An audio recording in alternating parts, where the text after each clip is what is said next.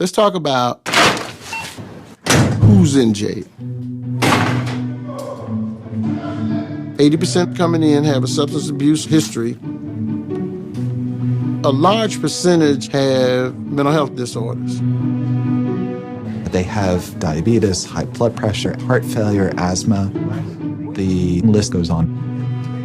For many individuals, correctional facilities are the only place where they're really getting consistent health care. If we're trying to reduce healthcare costs, if we're trying to improve healthcare quality, this population can't be ignored. We have to reframe our thinking about the role of jails and the health care that's provided in jails.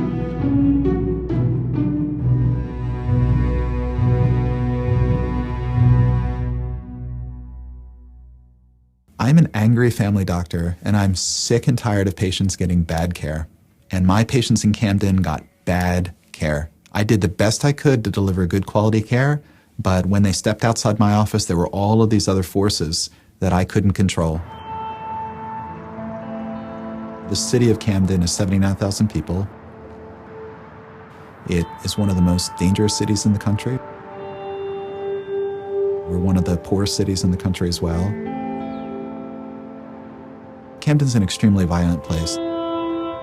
You hear a lot of gunshots in the evening. Camden's where you come to buy drugs.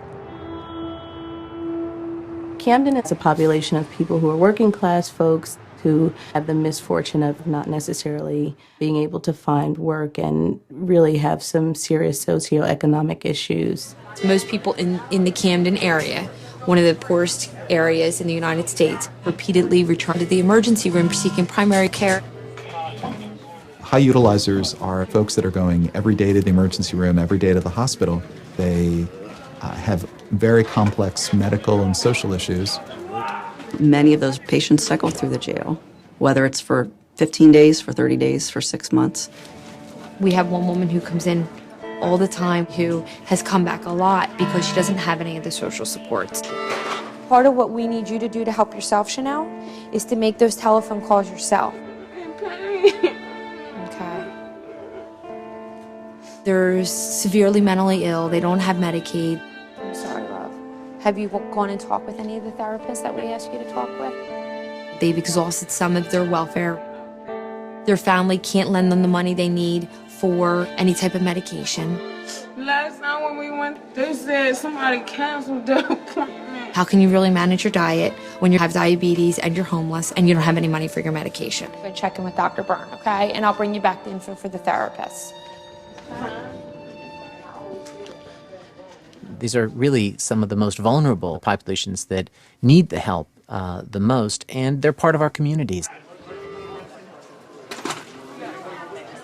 Over the years, we found that a significant number of the patients in Camden that are going to the emergency room and hospital over and over also end up in jail as well. The jail is a whole nother part of the healthcare delivery system. Let's say I'm unstable when I come in the door. Somebody has to identify what my real condition is. Are you under the influence of any drugs or alcohol? My real diagnosis and my real medication. You have a serious illness.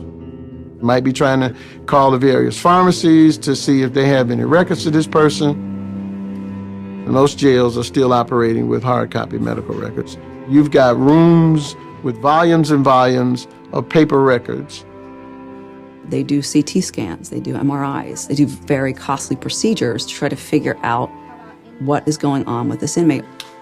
All the while, the person is decompensating, the person's getting worse. They could be really wreaking havoc in the jail and causing a lot of extra security, a lot of resources being spent trying to solve a mystery that is a couple clicks away. About a year and a half ago, we went live with a system that took a lot of work to put together, and it's a health information exchange. Health information exchange is basically a big database of information. It is a web-based view for any provider in the city that ensures that doctors and nurses and health providers have seamless access to people's medical records. It feels fantastic to know that I can look in the computer, pull up the labs or the report, and do whatever the next step is that's needed for their care. But the HIE hasn't been extended to the jail systems. Right now, there's no communication between primary care provider and medical staff in the jail. Literally, the jail is cut off from medical society, so that patient disappears. We often have no idea what's been done for them when they're in jail, what medications were started in the jail, and what new medical problems occurred while they were in the jail. So for the provider community, this is incredibly frustrating. That disconnect is tremendous, and it has serious implications across the board. It increases the overall cost to the jurisdiction, because now I'm paying double. I'm paying for something that might have been done in the community, and I'm paying again for it being done in the jail. I find it, mind-boggling that we can transplant organs and do open heart surgery, but that we can't do simple things like share data. The overall goal here is connectivity. We're trying to create bridges from that island, which has been corrections, to the community. If they had access to the HIE within 2 minutes, the intake staff could really get a good understanding of this patient. It simplifies the screening and intake processes, provide real-time information with regard to pharmaceuticals. There's a direct healthcare benefit. It improves public health. The HIE is helpful in a primary care office. It's critical in the jail. I think the value of health information exchange is rising with accountable care and the new models. But once you have the cost and benefit equation right, information can flow at the speed of trust.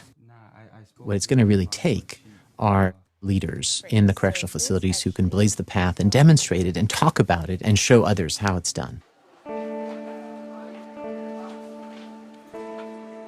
The story of healthcare in America is really that good doctors and good hospitals go to work every day and deliver a disorganized and fragmented product. We're taking really vulnerable sick people and not taking good care of them, and we're spending a lot of money in the process. I can't think of a bigger ethical and moral catastrophe.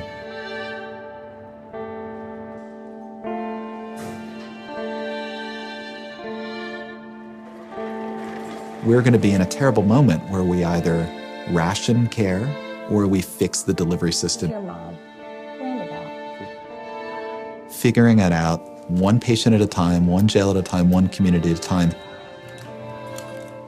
Embracing patients who have been in jail and been in prison is the right thing to do as a society. And it's a smart thing to do.